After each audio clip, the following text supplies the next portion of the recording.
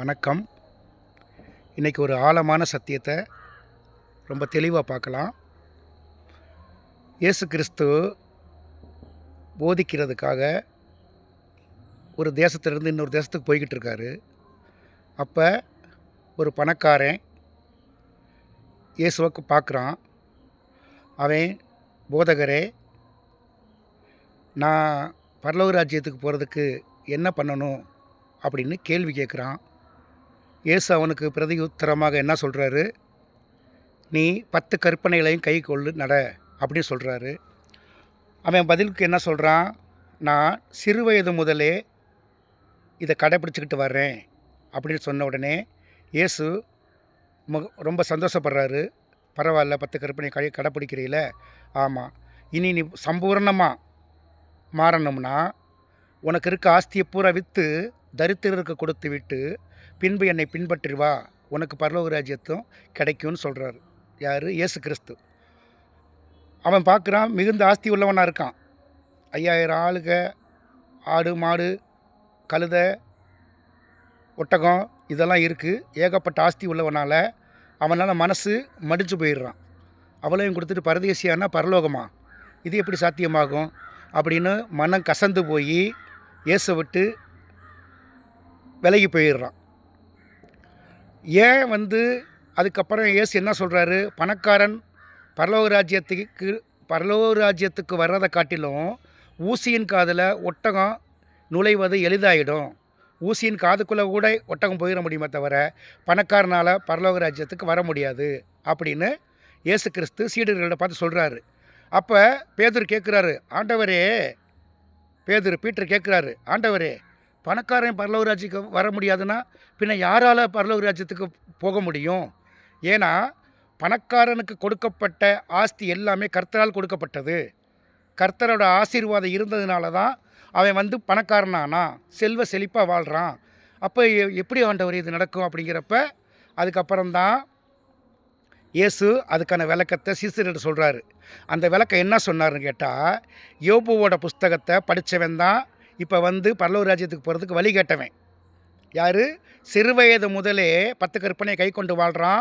அவனுக்கு ஆபிரகாமோட தேவனை பற்றின எல்லா விவரமும் அவனுக்கு தெரியும். ஆபிரகாமை எப்படி தேவன் தேர்ந்தெடுத்தார் அப்படி வந்தவன். இவன் யோபு புஸ்தகத்தையும் படித்தவன், யோபுவை பற்றி படித்தவன். ஆனாலும் அவன் என்னை விசுவசிக்கலை. அவன் என்ன விசுவாசத்தில் என்னை கேட்டான்? இவர் தான் வானத்தையும் பூமியை உண்டாக்குன தேவன், கர்த்தாதி கர்த்தர் இயேசுக்குள்ளே இருக்கிறதா அவன் அறிஞ்சான். கிறிஸ்து வானத்தையும் பூமியை உண்டாக்குனவர் இயேசுக்குள்ளே இருக்கார். அதனால இயேசுவின் வழியாக நம்ம கிறிஸ்துக்கிட்ட போய் பரலோகத்துக்கு போகிறதுக்கு வழி கேட்டு வந்தான். அதே கிறிஸ்து, இயேசுக்குள்ளே இருக்க அதே கிறிஸ்து தான் யோபுவை ஆசீர்வதித்திருந்தார். எப்படி ஆசீர்வதித்திருந்தார்? யோபு உத்தமனும் சன்மார்க்கனுமாக இந்த பூமியில் வாழ்ந்து கொண்டிருந்தான். உத்தமன், சன்மார்க்கன். யோபு உத்தமனும் சன்மார்க்கனும் வாழ்ந்துக்கிட்டு இருக்கான். அப்போ யோபுவுக்கு கடவுள் அவனை ஆசீர்வதித்தார். ஆசீர்வதித்ததுனால மிகுந்த செல்வந்தனாக வாழ்ந்தான். 7000 ஆடுகள், 3000 ஒட்டகங்கள், 500 மாடுகள், 500 கழுதைகள், ஏகப்பட்ட வேலைக்காரவங்க, பெரிய கோடீஸ்வரன் அந்த ஊரில். மற்றவங்களை எந்த அளவுக்கு கோடீஸ்வரர்களாக இருக்காங்களோ அதிலேயே அதிக ஐஸ்வர்யவனாக இருக்கிறது யோபு இருக்கார். அவருக்கு ஒரு மனைவியும் 10 பிள்ளைகள் இருக்காங்க. 10 பிள்ளைகளில் 7 ஆம்பளை பிள்ளைய, 3 பொம்பளை பிள்ளைய.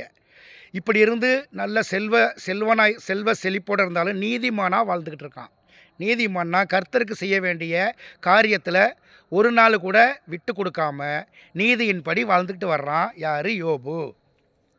இப்போ துன்மார்க்கன் தான் இந்த உலகத்தில் ஐஸ்வர்யான வாழ முடியும். துன்மார்க்கன், சன்மார்க்கனால் ஐஸ்வர்யான வாழ முடியாது. ஆனாலும் எல்லா உலகத்தில் எல்லா பணக்காரங்களும் இருக்கப்ப யோபுங்கிற ஒரு சன்மார்க்கன் பணக்காரனாகவும் ஐஸ்வர்யவானாக இருக்கான். அப்போ துன்மார்க்கன் பணக்காரனாகிறது எப்படின்னா, சாத்தானுக்கிட்ட இருந்து பெற்றுக்கொள்ளக்கூடியவங்க தான் துன்மார்க்கர்கள். சாத்தானுக்கிட்ட இருந்து பெற்றுக்கொள்ளக்கூடியது துன்மார்க்கர்கள். தேவன்கிட்ட பெற்றுக்கூடியது தான் சன்மார்க்கம். சன்மார்க்கம், துன்மார்க்கம் ரெண்டுக்கு இப்போ வித்தியாசம் புரியுதா? அப்படி இருக்கப்ப பேரடைஸுக்கு போகிறான். யார்? லூசிஃபர். ஏன்னா இந்த பூமியும் பூமியில் உள்ள சகலமும் யாருக்கு ஒப்பு கொடுக்கப்பட்டது? மனுஷனுக்கு ஒப்பு கொடுக்கப்பட்டது. அந்த மனுஷர்களை யார் ஏற்றுக்கிட்டா? அந்த மனுஷர்களை யார் கையகப்படுத்திக்கிட்டா? லூசிபர் கையகப்படுத்திக்கிட்டான். அப்படி இருக்கப்ப அது உலகமெல்லாம் சுற்றி பார்க்குறப்ப யோபு மட்டும் ஐஸ்வர்யவனாக இருக்கான். ஆனால் வந்து கர்த்தரையே ஸ்தோத்தரிக்கிறான். பணக்காரனாக இருந்து கர்த்தரவே அவன் சிந்தனையில் முழுக்க ஒரே தேவனாகிய கர்த்தரை தொழுதுகிட்டு இருக்கான். அப்போ நேராக போகிறான் லூசிபர்.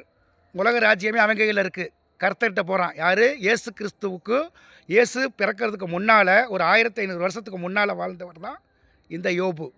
அப்போ போகிறான். கர்த்தாவே, இந்த யோபு உங்களையே எப்போ பார்த்தாலும் ஸ்தோத்தரிக்கிறான். நீங்களே அவன் மனசில் இருதயத்தில் முழுக்க இருக்கீங்க. என்னால் அவன் இருதயத்துக்குள்ளே போக முடியல. அதுக்கு காரணம் என்னென்னா, நீங்கள் அவனுக்கு கொடுத்த ஐஸ்வர்யந்தான் அப்படின்னு கேட்குறான். யார்? லூசிபர் கர்த்தர்கிட்ட கேட்குறான். அப்போ கர்த்தர் கேட்குறாரு, உலகமெல்லாம் சுற்றி பார்த்துட்டு என் தாசனாகிய யோபு உன்னை கண்டுபிடிச்சிட்டியா? ஐஸ்வர்யானா இருக்கு, அதை கண்டுபிடிச்சிட்டியா அப்படின்னு கேட்குறாரு. உடனே இல்லை, அந்த யோபு உங்களுக்கு மகனாக இருக்கானா இல்லை எனக்கு அடிமையாக இருக்கானான்னு நான் உங்களுக்கு நிரூபித்து காட்டவான்னு கேட்குறான். யார்? லூசிபர் கர்த்தர்கிட்ட. என்னான்னு கேட்குறாரு. நீங்கள் அவனுக்கு ஐஸ்வர்யமும் செல்வமும் கொடுத்ததுனால தான் அவன் உங்களை ஸ்தோத்திரிக்கிறானே அன்றி, அதெல்லாம் எடுத்து போட்டுட்டா உங்களை வந்து தூசிப்பான். அதே யோபுவோட வாயால் உங்களை தூசிக்கும்படியாக என்னால் செய்ய முடியும். எனக்கு உத்தரவு தருவீங்களான்னு உத்தரவு கேட்குறான் கடவுள்கிட்ட. கர்த்தர்கிட்ட உத்தரவு கேட்குறான். கர்த்தரும், நீ அவனோட ஜீவனை ஒன்றும் செய்ய முடியாது, வேணா நீ சோதிக்கிறதுக்கு நான் விடுறேன். எனக்கு ஒரே ஒருத்தன் இந்த பூமியில் 1500 வருஷத்துக்கு முன்னாடி இந்த பூமியில் ஒரே ஒருத்தன் இருக்கான் யோபு. அவனை சோதிக்க வந்தாயோ? என் தாசனாகிய யோபுவை நீ சோதி அப்படின்னு சொன்னதுக்கப்புறம் நேராக இறங்கி வந்துட்டான் யோபுக்கிட்ட. யோபு 10 பிள்ளைகளோடு வாழ்ந்துக்கிட்டு இருக்காரு. நிறைய ஆடு மாடுக ஒட்டகம் கழுதையெல்லாம் இருக்குது. ஏகப்பட்ட ஆட்கள்லாம் இருக்காங்க. ஒரே நாளையில் யோபுவோட 10 பிள்ளைகளையும் கொலை செய்யப்படுறாங்க. எல்லா ஆடு மாடும் கொல்லப்படுது. ஒட்டவங்க சொத்து பத்து எல்லாம் போய் தரித்திரன் ஆகிட்டான் ஒரே நாளையில். யோபு பொண்டாட்டி மட்டும்தான் இருக்காங்க. அப்போ யோபுவுக்கு எப்படி இருக்கும்? நேற்று வரைக்கும் ஐஸ்வர்யவனாக இருந்தவன் அடுத்த நாள் காலையில் எந்திரிக்கிறப்ப பிச்சைக்காரனாக இருக்கான். அவனோட செல்வம்னு நினைக்கக்கூடிய பிள்ளை செல்வம் 10 செத்து போச்சு, ஆடு மாடு செத்து போச்சு, ஒட்டகம் செத்து போச்சு, எல்லாம் போச்சு. நடு தெருவில் நிற்கிறான். உடனே யோபு பார்க்குறான், கர்த்தரே இப்படி எனக்கு ஆகி போச்சுன்னு அங்கேயே போட்டு பிச்சுக்கிறான். அங்கேயே கிழிச்சிட்டு தலையை மொட்டையடிச்சிட்டான். எல்லாம் மொட்டையாக போச்சு, நான் உண்டாக்குனது, நான் சம்பாதிச்சது எல்லாம் போச்சு அப்படின்னு மொட்டையடிச்சிட்டு போய் சாம்பலில் உக்காந்துட்டான். யார்? யோபு. ஆனாலும் கர்த்தரை வந்து அவன் குறை சொல்லலை. அப்போ இப்படி இருக்கும்போது அவன் மனைவி வந்து கேட்குறான். யோபுவோட பொண்டாட்டி அவசாகலை இருக்கா. ஏங்க, என்னங்க நீங்கள் பாட்டுக்கு கர்த்தர் தான் இதெல்லாம் கொடுத்தாரு, கர்த்தர் எப்படிங்க எடுத்துக்குவார் நம்ம சொத்தலாம் அப்படின்னு யோபு பொண்டாட்டி கேட்குறான். அப்போ நிர்வாணியாத்தான் இந்த உலகத்துக்கு நான் பிறந்து வந்தேன். இந்த ஐஸ்வர்யம் பூரா கர்த்தரால் கொடுக்கப்பட்டது. கர்த்தரே கொடுத்தாரு, கர்த்தரே எடுத்துக்கிட்டாரு. அதனால நம்ம ஓட்டாண்டி ஆகிட்டோம், பரதேசி ஆகிட்டோம், பிச்சைக்காரனாக போயிட்டோம் அப்படின்னு சொல்லி கர்த்தரை வந்து யோபு தூசிக்காமல் கர்த்தரை புகழ்ந்து தான் பேசுகிறாரு. அப்போ புகழ்ந்து பேசினோடனே இந்த ஒரு முதல் சோதனையிலேயே யோபு கர்த்தரை தூசிக்காமல் வெற்றி பெற்றுட்டார் சாத்தான்கிட்ட இருந்து. 2வது லூசிபர் அங்கே போகிறான், கர்த்தர்கிட்ட போகிறான். கர்த்தரே, நீங்கள் வந்து அவன் சொத்து பத்தெல்லாம் இழந்து போனதுனாலும் உங்களை அவன் தூசிக்கலை. ஆனால் அவனுக்கு உடல்நிலை நல்லா திடகாத்திரமாக இருக்கான். அவனை நோயாளியாக சீக்கு பிடிச்சவனா படுத்த படுக்கை ஆக்குனேன்னா உங்களை தூசிப்பான் பாருங்கன்னு சொல்லிட்டு 2வது இறங்கி வர்றான்.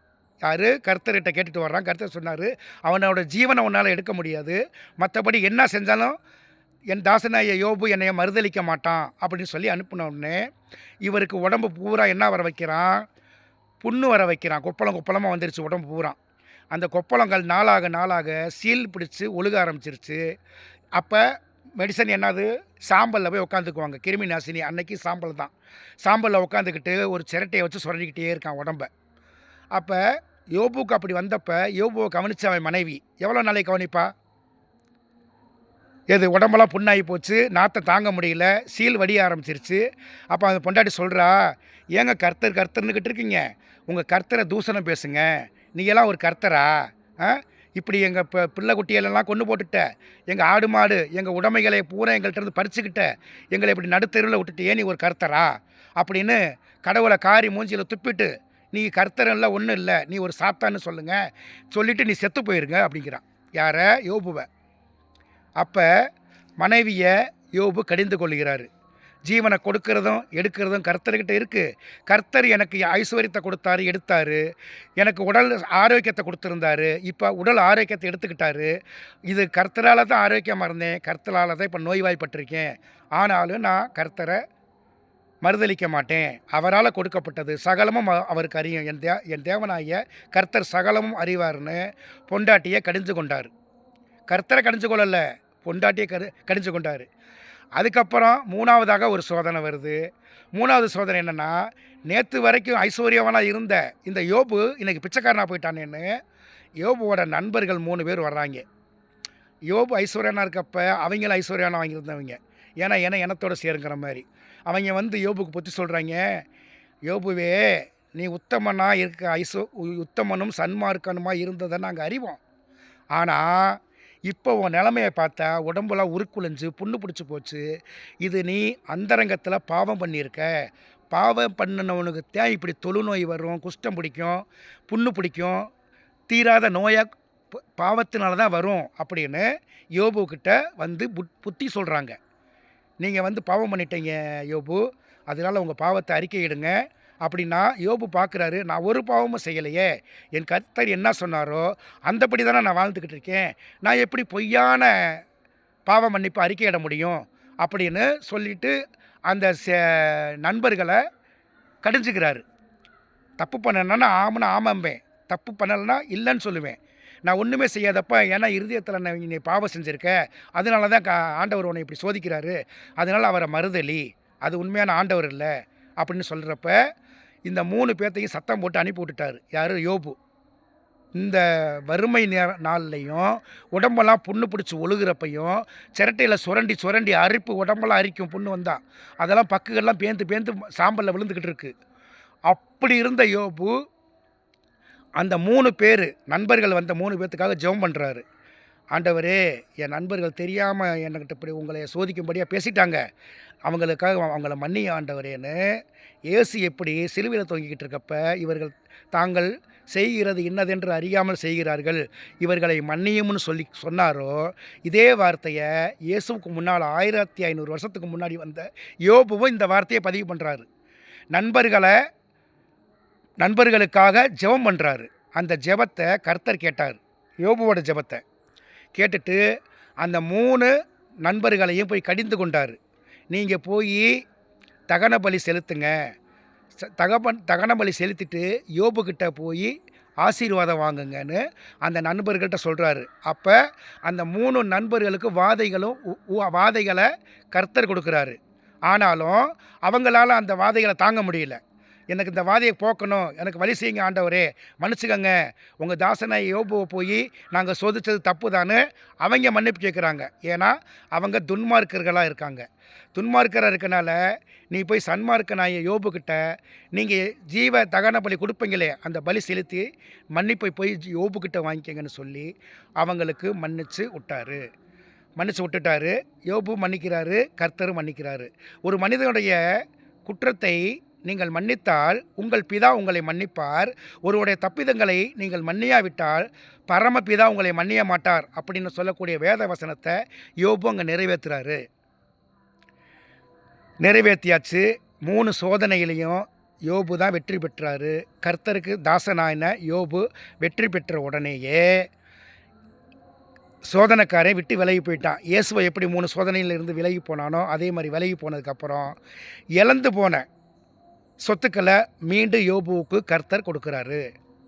செத்துப்போன அந்த 10 பிள்ளைகளையும் மறுபடியும் புதுசாக பிறக்க வைக்கிறாரு. மறுபடியும் 7 ஆம்பளை பிள்ளை பிறக்குது, 3 பொம்பளை பிள்ளை பிறக்குது யோபுவுக்கு. அதாவது செல்வ செழிப்பாக இருந்தார், 10 பிள்ளைகளை பெற்றிருந்தார். 10 பிள்ளைகளும் பெரிய ஆளுகளாகிட்டாங்க. அவங்களெல்லாம் கொண்டு போட்டுட்டார். மறுபடியும் அதே மனைவிக்கும் அதே யோபுவுக்கும் 10 பிள்ளைய பிறக்குது. அதில் 7 ஆண் பிள்ளைங்க, 3 பெண் பிள்ளைங்க. அதே மாதிரி இழந்து போன 7000 ஆடுகளுக்கு பதிலாக 14,000 ஆடுகளை கொடுக்குறாரு கர்த்தர். 3,000 ஒட்டகங்களுக்கு பதிலாக 6,000 ஒட்டகங்களை தர்றாரு. 500 மாடுகளுக்கு உழுது பயிர் செய்கிறதுக்கு 500 மாடு வச்சுருந்தாரே, அதுக்கு பதிலாக 1000 மாடுகளும், 500 கழுதைகளுக்கு பதிலாக பொதி சுமக்க கழுதையை வச்சுருக்காங்களே, அதுக்கு பதிலாக 1000 கழுதைகளையும் கர்த்தாதி கர்த்தர் தேவன் யோபுவுக்கு கொடுத்து அவர் ஆசீர்வதித்து, அதுக்கப்புறம் 140 வருஷம் வரைக்கும் இந்த பூமியில் வாழ வைக்கிறார் கர்த்தர்.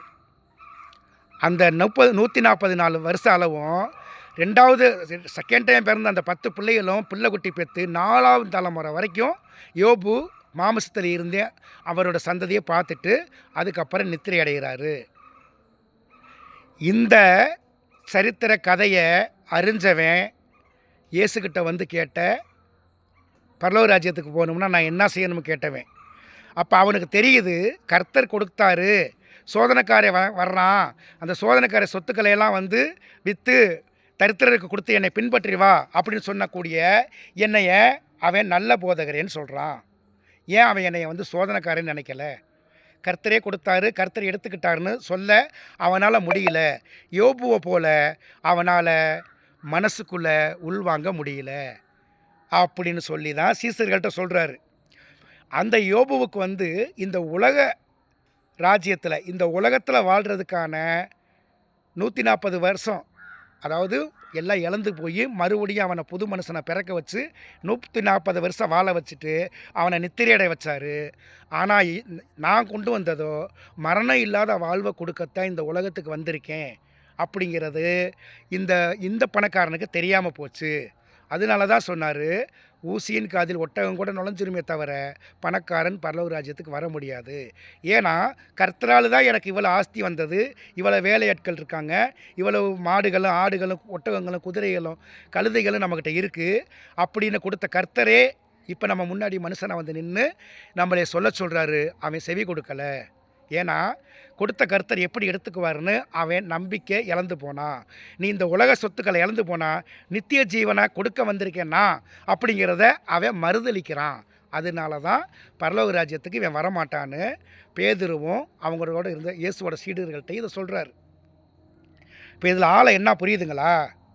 யோபு உத்தமனும் சன்மார்க்கனுமாய் வாழ்ந்ததுனால கர்த்தர் கொடுத்ததை எடுத்துக்கிட்டாரு. கர்த்தரால் சுகமாக இருந்தேன், கர்த்தராலேயே இப்போ வந்து நான் பலவீனமானேன், கர்த்தராலேயே நோய்வாய்ப்பட்டேன் அப்படின்னு எல்லாமே கர்த்தர்னு சொன்னது யோபு. ஆனால் இவன் கர்த்தர் தான் எனக்கு வந்து ஐஸ்வர்யத்தை கொடுத்தாரு, ஆனால் இந்த இயேசுங்கிற பரதேசி நம்மளை எல்லாத்தையும் விற்று கொடுத்துட்டு நம்மளை பரதேசியாக்க சொல்கிறான். ஆனால் இவன் பரலோகம்னு இல்லாத ஒரு இடத்துக்கு நம்மளை கூட்டிகிட்டு போகிறதா சொல்லிவிட்டு அவன் அந்த பணக்காரன் துன்மார்க்கனாக இருந்தனால இயேசுவோட வார்த்தையை அவன் ஏற்றுக்கலை. அவன் சன்மார்க்கனாக இருந்திருந்தானா இயேசுவை அவன் ஏற்றிருப்பான். இதோட ஆழம் துன்மார்க்கன் சன்மார்க்கன். இப்போ உலகத்தில் வாழக்கூடிய கிறிஸ்தவர்கள் எல்லாருமே துன்மார்க்கர்கள். ஏன்னா சன்மார்க்கன்னாலே நீதிமானு உத்தமன் அப்படின்னு அர்த்தம். நீதிமானாக இருக்குவான், அவன் உத்தமனாக இருப்பான். எந்த சூழ்நிலையிலையும் ஒரே தேவனாய கர்த்தர் தவிர வேறு எந்த கர்த்தரையும் தொழுது கொள்ள மாட்டான். இப்பேற்பட்ட தேவன் மனுஷனாக பூமிக்கு வந்து அந்த பணக்காரன் சொன்னது என்னென்னா, நீ விற்று கொடுத்தா உனக்கு யோபுவுக்கு மாதிரி 1க்கு 4 மடங்கா 10 மடங்கா 100 மடங்கா கொடுக்கறதுக்கு இல்லை, உனக்கு என்றுமே அழியாத ஜீவ அப்பமாக இருக்கேன் நான், உனக்கு நித்திய ஜீவனை தருவேங்கிறாரு. யோபுவுக்கு கூட அதாவது 1க்கு டபுளாக வந்து ஐஸ்வர்யத்தை பூமியில் கொடுத்தாலும் 140 வருஷத்தில் அவனை நித்திரையடை செய்தார். பூமியில் நித்திரை அடைந்தான். அவன் பரலோகத்துக்கு போகலை. ஆனால் பரலோகத்துக்கு கூட்டிகிட்டு போகிறேன்னு வாக்கு கொடுக்குறான்னா சொல்லி அவன் கேட்காம என்னை மறுதளிச்சுட்டு போகிறதுனால இந்த பணக்காரன் பரலோக ராஜ்யத்துக்கு வரமாட்டான்னு இயேசு கிறிஸ்து தெளிவாக சொல்கிறாரு. இப்போ யோபுவுக்கு வச்ச அதே சோதனை தான் இயேசுவுக்கு நடந்தது. இயேசு ஞானஸ்தானம் பெற்று கரையேறின உடனேயே சோதனைக்காரன் யோபுவை சோதித்த அதே சோதனைக்காரன் தான் பிதாக்கிட்ட போய் கேட்குறான், உன்னுடைய குமாரன் வந்து பூமியில் வந்துட்டார்ல, அவரை எனக்கு அடிபணிய வைக்கிறேன், அவருக்கு கொடுக்குற டார்ச்சர்னால் உங்களையவே தூஷணம் பேச வைக்கிறேன் அப்படின்னு சொல்லி தான் இயேசுவை தூக்கிட்டு போய் ஆவியில் 40 நாள் அளவு சோதனைக்குள்ளாக்கினான். இந்த கல்லை அப்பமாக்கி தின்னனா உனக்கு பசி போயிருமேன்னு முதல்ல பசியை கொடுக்குறான். பசி மனுஷனுக்கு வரத்தான் செய்யும். இயேசு கிறிஸ்துவை ஏற்றுக்கிட்டாரு. அப்போ கல்லை அப்பமாக்கி தின்னாத்தான் வாழ முடியல, நான் சாக போகிறேன் அப்படின்னு சொன்னப்ப தேவனுடைய ஒவ்வொரு வார்த்தையிலிருந்து பிழைப்பான் என்று எழுதப்பட்டபடி சாத்தானே அப்பாலே போனார்.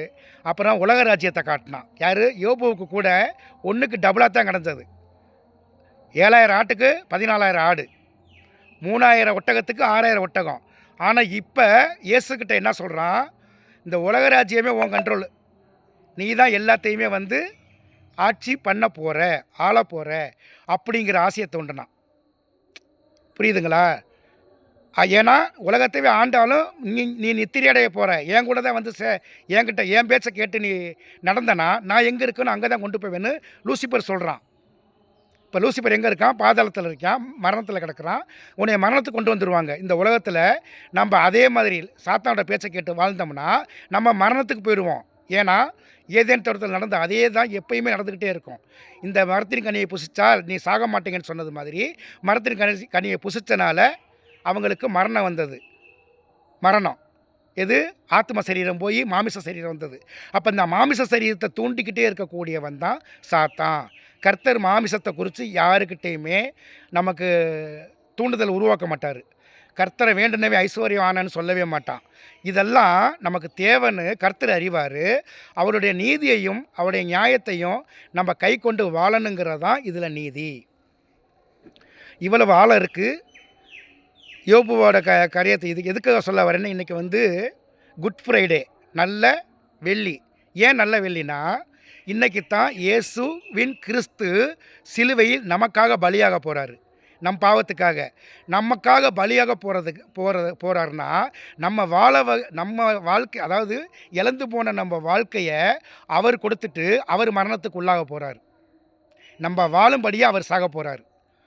ஆனால் கிறிஸ்தவர் என்ன சொல்லுவாங்க? துக்க வெள்ளியும்பாங்க. இன்றைக்கி நாளை அவங்க தான் துன்மார்க்கர்கள். குட் ஃப்ரைடேன்னு சொல்லக்கூடியவங்க சன்மார்க்கர்கள், பேட் ஃப்ரைடே சொல்கிறவங்க துன்மார்க்கர்கள். இந்த துன்மார்க்கத்தை யார் சொன்னால்? பேதுரு சொல்கிறாரு. பேதுருவே இப்படி நான் என்னை கொண்டு போய் கவர்மெண்ட்டில் ஒப்படைச்சிட்டு எனக்கு சிலுவை மரணம் கொடுக்க போகிறாங்கன்னு சீசர்கள்ட்ட சொல்கிறப்ப, ஆண்டவரே அப்படி நடக்கக்கூடாது ஆண்டவரே, அப்படி நடக்க நான் விடவே மாட்டேன் ஆண்டவரே, என் உயிரை கொடுத்து கூட உங்களை காப்பாற்றுவேனே தவிர உங்களை ஒரு காலம் சிலுவை மரணத்துக்கு நான் ஒப்பு கொடுக்க விட மாட்டேன், நான் செத்தாலும் உங்களை காப்பாற்றுவேன்னு சொல்லி வாக்கு கொடுக்குறாரு பேதுரு இயேசுக்கிட்ட. அப்போ இயேசு என்ன சொன்னார்? சாத்தானே எனக்கு பின்னாலே போன்னு சொன்னார். ஏன்னா அப்போ பேதுருக்குள்ளே இருந்தது யார்? ஆண்டவர் இல்லை, சாத்தான் இருக்கான். சாத்தான் அந்த ஐடியா கொடுக்குறான். இவர் பலியாக விடாமல் தடுக்கிறானா. இவர் பலியானா தான் உலக மக்களே ரட்சிக்கப்படுவாங்க. அந்த ரட்சிப்பை தடுக்க வந்தையா? என்னுடைய வேலையே நான் பிறருக்காக பலியாக வந்ததாங்கிறத இவ்வளவு நாள் என்கிட்ட போதனை கேட்ட நீயே மறுதளிக்கிறாயே, சாத்தானே உனக்குள்ளே இருக்கான், எனக்கு பின்னால் போன்னு சொல்லி விரட்டி விட்டார் ஐஸ்வர்யத்தை. அதனால இன்றைக்கி குட் ஃப்ரைடேன்னு தான் சொல்லணுமே தவிர பேடு ஃப்ரைடே சொல்லாதீங்க அப்படிங்கிறத இந்த செய்தியில் சொல்லி முடிக்கிறேன். ஏன் இப்படி சொல்ல வரோம்னா, ஒரு உயிர் பலியானா தான் ஒரு ஜீவன் வாழ முடியும். புல் செத்தாத்தான் ஆடு உயிர் வாழ முடியும். அப்போ புல் சாகலை, ஆடாக உயிர் வாழ்ந்துக்கிட்டு இருக்கு. ஒரு ஆடு செத்தாத்தான் 10 மனுஷர்கள் உயிர் வாழ்கிறாங்கன்னா, அந்த ஆடு சாகலை, அந்த ஆடு 10 மனிதர்களுக்குள்ளே உயிர் வாழ்ந்துக்கிட்டு இருக்கு. அதே மாதிரி இயேசு சிலுவையில் அடிக்கப்பட்டு செத்தார்னு சொல்கிறோம், நமக்குள்ளே அவர் வாழ்கிறாரு. அப்போ இயேசு சாகலை, பல கோடி மக்களுக்குள்ளே அவர் வாழ்ந்துக்கிட்டு இருக்காரு. அடிக்கப்பட்ட ஒரு மனுஷன், இப்போ அடிக்கப்பட்ட கிறிஸ்து ஒன்று, இப்போ எத்தனை கோடி மக்களோட இருதயத்தில் கிறிஸ்து உயிரோடு வாழ்ந்துக்கிட்டு இருக்காரு. ஒரு உணவு ஆகப்போகுதுன்னா நம்ம கொல்றோன்னு நினைக்கிறோமே தவிர, அந்த கொல்லக்கூடியதை நம்ம சாப்பிடும்போது அந்த சரீரம், அந்த ரத்தம் நம்ம உடம்பை மாறுது. ஆக ஆடு சாகலை, 10 மனுஷர்களாக வாழுது. புல் சாகலை, ஆடாக வாழ்ந்துக்கிட்டு இருக்கு. இதுதான் தேவனோட நீதி ரகசியம். ஒரு கோழியை அடித்து நம்ம வீட்டில் குழம்பு வச்சு தின்னோம்னா அந்த கோழி சாகலை, 4 பேரோட ஜீவனாக அது வாழுது. ஒரு கோழி 4 ஆளாக மாறுது. அதே மாதிரி இயேசுவை அடித்து நம்ம சாப்பிட்டதுனால நமக்குள்ளே அவர் வாழ்கிறதே தவிர அவர் சாகலை. நம்ம ஜீவன் வாழும்படியாக நம்ம கொள்கிறோம். ஒரு கோழியை வெட்டினா தான் என் குடும்பம் வாழ்ந்து சாக முடியும் அப்படிங்கிறதுனால அந்த கோழியை வெட்டுன்னு அந்த கோழியை நம்ம பலி கொடுக்குறோன்னா, நமக்கு உயிர், நம்ம ஜீவனை காத்துக்கிறதுக்காக, வளர்க்குறதுக்காகத்தான் அந்த கோழி பலியாகுது. ஆனா, அந்த கோழி பலியானது, அது சாகுறதுக்கு இல்ல, 4 பேர் வாழ்றதுக்கு. அதே மாதிரி இந்த உலக மக்கள் அனைவரும் பாவத்தில செத்து கிடக்குறாங்க. அவங்கள உயிர்ப்பிக்கும்படியா, அவரே ஜீவ பலியாகுறாரு. ஜீவன காப்பாத்தக்கூடிய பலியா இயேசு கிறிஸ்துவே தன்னை ஒப்புக் குடுத்தாரு. அதனால அவர் சிலுவை மரணத்தை ஏற்றுக்கிட்டாரு. சிலுவை மரணத்தை ஏற்றுக்கிட்டதுனால, பல கோடி மக்களா அவர் உயிர் பெற்றாரு. தேவனே கொடுத்தாரு, தேவனே எடுத்தாரு. ஆனா, தேவன் கொடுத்தாரு, தேவன் இப்ப வாழ வச்சுக்கிட்டு இருக்காரு. யார? ஆத்துமாக்கள. யோபுவுக்கு கொடுத்தது சரீரமான மாமிசத்துக்கான நன்மை இருந்தது. இயேசுவின் கிறிஸ்து வந்து மரித்து உயிர்த்தது நம்ம செஞ்ச பாவத்துக்காக ஆத்துமாவின் விடுதலை. யோபுவுக்கு வந்தது சரீர விடுதலை, நமக்கு கிடைச்சது ஆத்துமாவின் விடுதலை. இந்த உலகத்துக்கு யோபு அடிமையாகி போகலை. நம்ம வந்து நரகத்துக்கு அடிமையாக போகலை. பரலோகத்தை நம்ம கேட்டதுனால தான் இயேசு கிறிஸ்து நமக்குள்ளே வாசம் பண்ணுறாரு. அவர் இருக்க இடத்துக்கு நம்மளை கூட்டிகிட்டு போவாருன்னு நம்ம முழு இருதயத்தோடும் முழு ஆத்துமாவோடும் இயேசு கிறிஸ்து கொண்டோமே ஆனால், நாம் நினைக்காதபடி, நாம் ஜெபம் பண்ணி கொள்ளாதபடி, நாம் வேண்டிக் கொள்ளாத சகலத்தையும் இறைவன் அறிவார். நாம் பிறக்கும் முன்னே நம்மை அறிந்த தேவன், நாம் சிந்திக்கும் முன்னே நமக்கு இன்னது தேவை என்று அறிகிற தேவனாய் இருக்கிறதை நாம் முழு இருதயத்தோடும் முழு ஆத்மாவோடும் ஏற்றுக்கொள்வோம். இயேசுவின் இறப்பு, நாளைய உயிர்ப்பு என்பது நமக்கு இன்றைக்கி தெரியும். வெள்ளிக்கிழமை இறந்தார்னா ஞாயிற்றுக்கிழமை உயிர்ப்பார்னு நமக்கு தெரியும். அதே யூதர்கள் காலத்தில் இயேசுவின் சீடர்களுக்கு இது எப்படி இருந்திருக்கும்? அதனால அவங்க துக்கப்பட்டாங்க. அவங்களோட துக்கம் நமக்கு சந்தோஷமாக மாறுது. உங்கள் துக்கம் சந்தோஷமாய் மாறுன்னு சொன்னாரா இயேசு கிறிஸ்து போதிக்கும்போது? அந்த சந்தோஷம் நமக்கு கிடைக்குது. அதனால் இது பேட் ஃப்ரைடே இல்லை, குட் ஃப்ரைடே. நல்ல சந்தோஷமாக, மனநிறைவாக, ஆத்மாவோட தேவன் நமக்கு ஆத்மா உணவு கொடுத்ததா நினச்சிட்டு வாழுவோம். ஆமேன்.